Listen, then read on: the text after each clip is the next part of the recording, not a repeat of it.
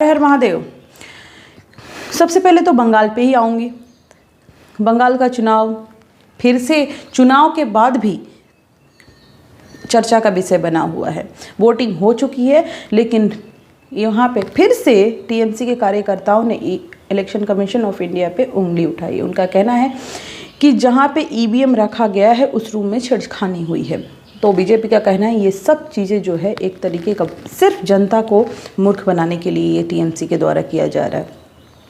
BJP की सरकार बन रही है, ऐसा एग्जिट पोल में दावा किया गया है बंगाल में। उसके अलावा अदर राज्य में तो जो है वो आपको पता चल गया है। तो एक्सिस माई इंडिया ने एग्जिट पोल बंगाल का भी रिलीज़ नहीं किया है, लेकिन जो अदर हैं, चाणक्य ने जो एग्जिट पोल रिलीज़ किया है उसमें पूरी तरीके से 192 सीट बीजेपी जीत रही है, ऐसा बंगाल में दावा किया गया है बंगाल के लिए। नेक्स्ट न्यूज़ आते हैं गुजरात में। अभी म्यूनसिपालिटी का चुनाव हुआ था, उसमें पंचायत एंड पालिका की चुनाव हुई थी, जिसमें 95% बीजेपी ने कब्जा किया है।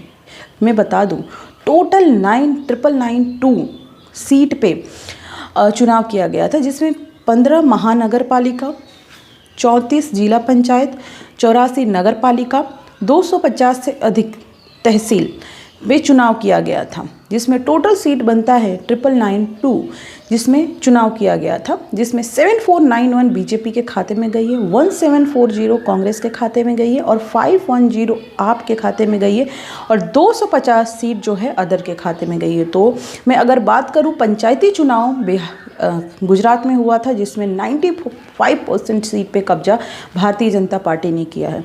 मैं ये भी बता दूं कि भारतीय जनता पार्टी गुजरात में जिस तरीके से पकड़ बनाए हुए है, ये बात सत्य है कि आने वाले सालों में बीजेपी को यहाँ पे कोई नहीं हरा सकता, ये आप देख सकते हैं।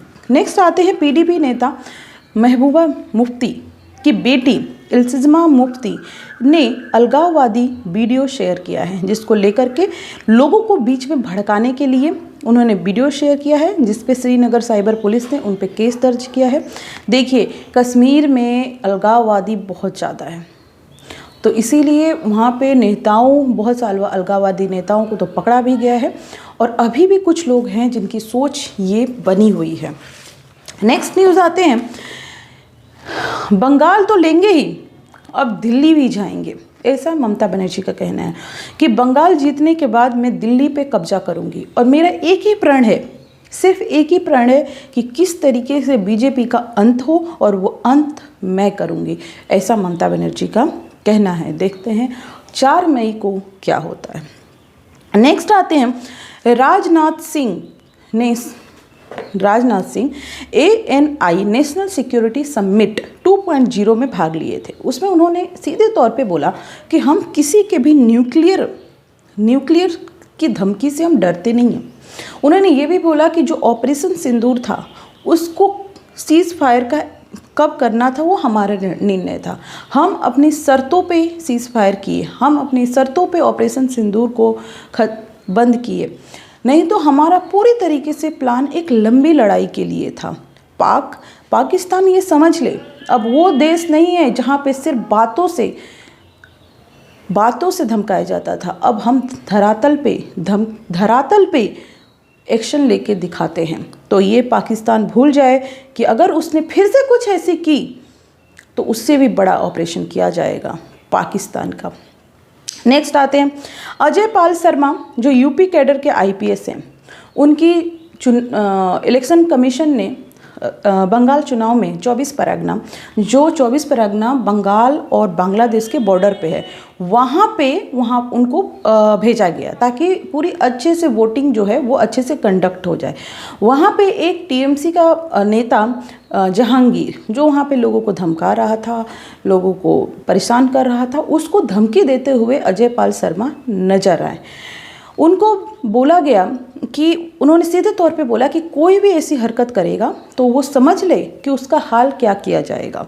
इसी पे महुआ मित्रा ने एक वीडियो शेयर किया है अजय पाल शर्मा का, जो एक लड़की के साथ डांस करते हुए नजर आ रहे हैं, और उन्होंने ये बोला है कि ये वीडियो देखे और जो अपनी हीरोगिरी दिखा रहे हैं वो बंद करें, इसीलिए शांति से जो काम करना है वही करें। तो ये सब महुआ मित्रा ने अजय पाल शर्मा को बोला है। नेक्स्ट है कि जिस तरीके से अभी चुनाव का माहौल है, चुनाव का माहौल ख़त्म हो चुका है, लेकिन तमिलनाडु में टीवी के विजय थालापति की सीट को कुछ एग्जिट पोल ने 190 सीट बोला है। अगर ये सीट इतना गेन करते हैं तो तमिलनाडु में ये किंग मेकर की भूमिका निभा सकते हैं। क्या ये केजरीवाल होंगे या फिर प्रशांत किशोर? क्या ये सिर्फ सोशल मीडिया के हीरो या फिर धरातल पे हीरो बनेंगे? ये आपको 4 मई को देखने को मिलेगा। थैंक यू सो मच, मिलते हैं नेक्स्ट वीडियो में। अपना बहुत बहुत